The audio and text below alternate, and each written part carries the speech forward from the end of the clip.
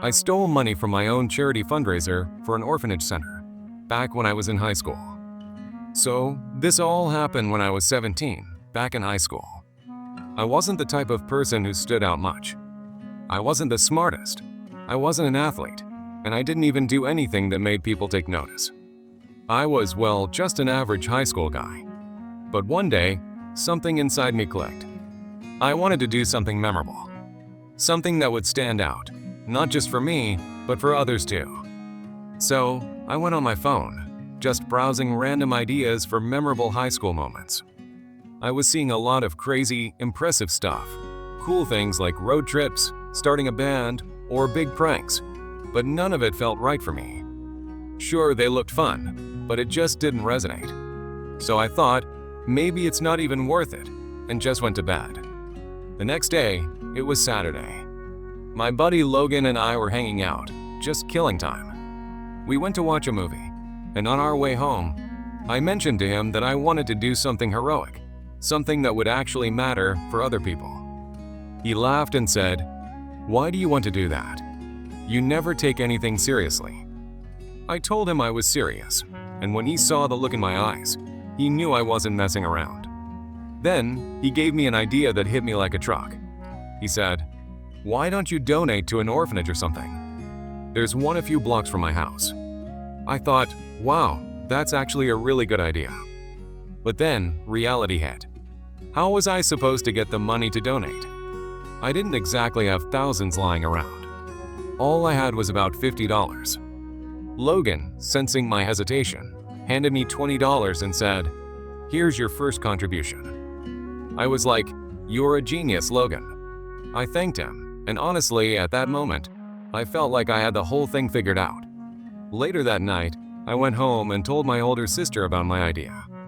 She thought I was just trying to get money off her, but after a bit of convincing, she sent me $100. Not sure if she believed me, but it worked. When my parents got home that night, I told them the whole plan too. I told them how much it raised so far and my big goals. My dad, who was an accountant, gave me some advice. He told me I should set a goal for the fundraiser, so I wasn't just raising money aimlessly.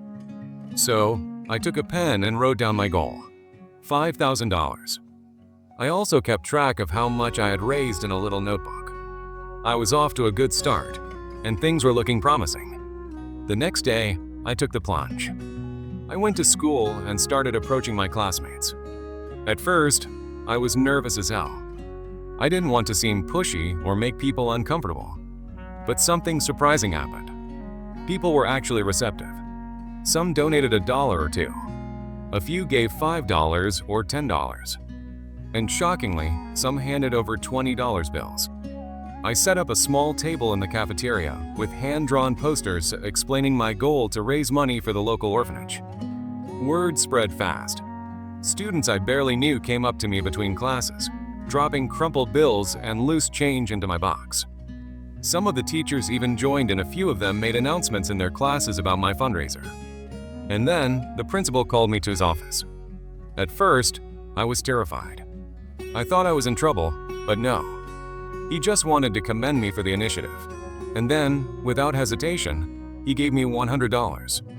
Within a week, I had raised over $1,000. I was honestly shocked by how quickly the donations piled up. Every night, I'd count the day's contributions and add it to my growing stash, safely hidden in a box under my bed. As the weeks went on, my fundraiser gained some serious momentum.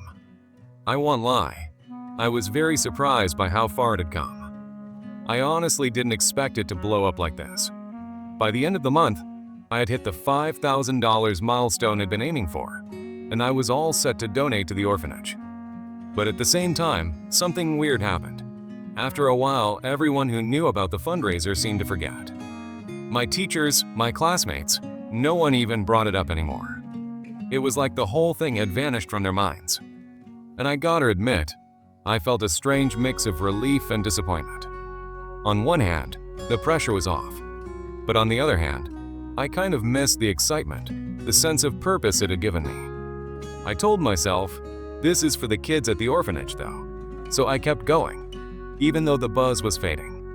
One afternoon, after I got back from school, I figured I'd count the money it helped raise just to see where I was. I was shocked to find I had raised about $5,051. Honestly, I don't know what came over me in that moment, but I decided to borrow the $51. I thought, well, I raised more than the $5,000 I needed, so it's fine to take a little extra, right? And in my head, I convinced myself it was just a loan. It'd pay it back. I told myself it wasn't stealing, it was just borrowing. And so it started. I took that $51, used it to buy some stuff for myself, and convinced myself that it wasn't a big deal. No one would even notice. But after that, it became easier to justify taking more. A few days later, I borrowed another $100, telling myself I'd replace it before the donation. Then $200 more the next week. Before I knew it, I was regularly dipping into the funds. I started buying things I'd always wanted: new sneakers, video games, even a sleek new phone. No one seemed to notice. I rationalized it by telling myself I deserved a reward for all the hard work I'd done organizing the fundraiser. I'll pay it back eventually, I told myself. But let's be real, I wasn't planning to pay it back. I just kept taking the money, and at some point, I stopped caring about donating it altogether. It was my money now, and I started using it like I owned it. Then one day, my friend Logan started asking questions. He was curious about where I was getting the money to buy all this stuff. At first, I just lied. Oh, my parents bought it for me. My rich uncle sent me some cash. My sister sent me some extra money. All sorts of excuses to throw him off. But Logan wasn't stupid. He started to catch on, and eventually, he asked me straight up, "Did you donate that money to the orphanage like you said you would?"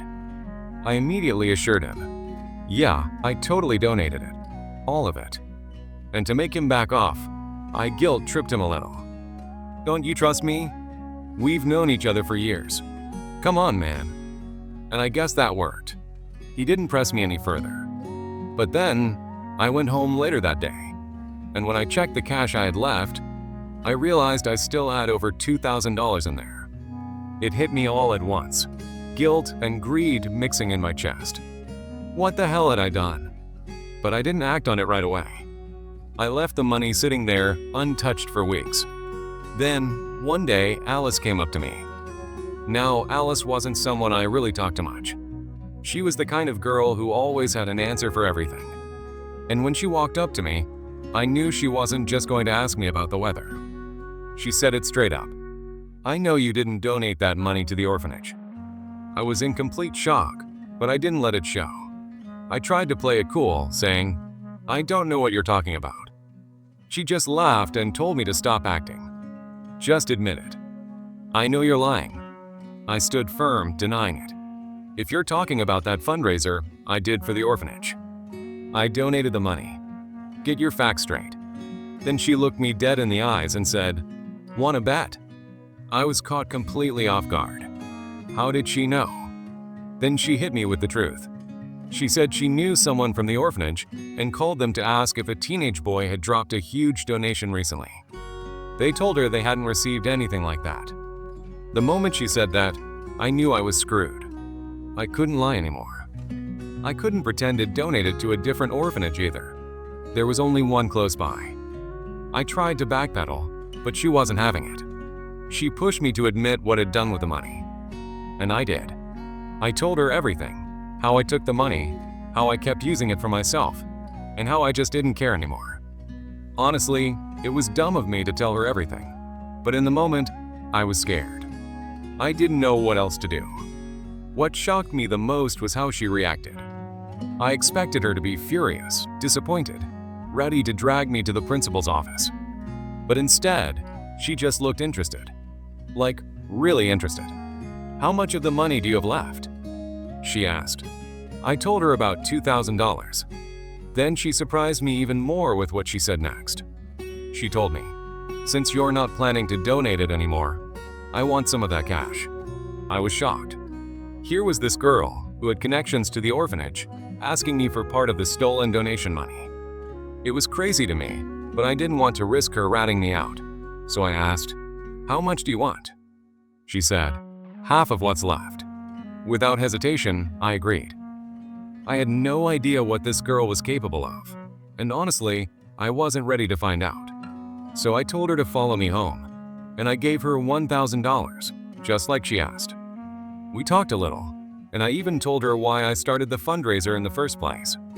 She laughed and gave me a weird look, saying, "Well, now I'm using this money for my own memorable times. If it wasn't for the cash, I wouldn't have been able to get these new shoes or go to that concert that only comes once a year." That's pretty memorable, right?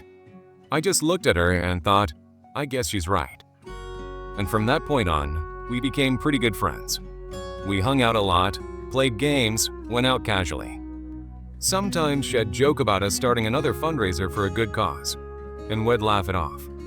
And somehow, no one ever found out about my little secret. 6 years later, I'm a lot older now. I was just chilling in my apartment with my roommate Sean, and we were messing around like usual. We were talking, joking, and laughing when he asked me, "What's the craziest thing you've ever done?" I paused for a moment, just digging through my memory for something good to say. Then it hit me, the money I stole from the charity fundraiser I did when I was 17. I hadn't thought about it in years, but the moment the thought popped up, I knew it was the answer. Without hesitating, I just told him. Now, one thing about Sean is that he never takes anything seriously. This guy could be in the most awkward or uncomfortable situations and just laugh it off.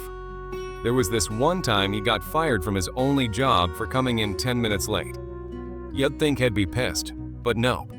He just laughed it off like it was no big deal and spent the rest of the night watching TV with me. I didn't even know he'd been fired until a week later when I casually asked him about it. That's just how Sean is. Totally unbothered. But when I told him about what he'd done all those years ago, he actually looked shocked. It wasn't the usual Sean reaction. He looked at me dead serious and asked, "Man, are you being for real?" I just nodded and said, "Yeah." He was quiet for a moment, then said, "That's messed up in every way, man. That's the kind of secret it'd take to the grave." I figured it was over, so I tried to brush it off. He didn't overreact. He didn't judge me, but he did say I should have made things right. After that, we didn't talk about it anymore. I switched the subject and asked him the same question he asked me. We kept the vibe light and fun for the rest of the night. Later, as I sat alone in my room, I couldn't stop thinking about it. The thing I did back in high school, the one thing that had weighed on me for so long, it was messing with my head. I felt like I needed to talk to someone about it. The only other person who knew besides Sean was Alice, but I didn't want to dredge up all that past stuff with her. So, I decided to talk to my old buddy Logan. He was the one who gave me the idea back then, the idea I failed to execute, and I thought maybe talking to him could help me make sense of it all. That night, I called Logan and told him I was coming over to talk. The next day, I showed up at his place. Honestly, I was nervous. I had no idea how I'd take it. Back in high school, he'd been suspicious about me, and I had to lie to him, guilt-tripping him into believing I was a good friend. I didn't want him to be mad at me, so I brought his favorite snack, hoping it would calm him down. When I got there, he was happy to see me. I handed him the snack, and he smiled, saying, "Man, you really do know how to make a guy feel good." We talked a bit about work while he ate. When he finished, I told him I needed to talk about high school. His face went from happy to confused.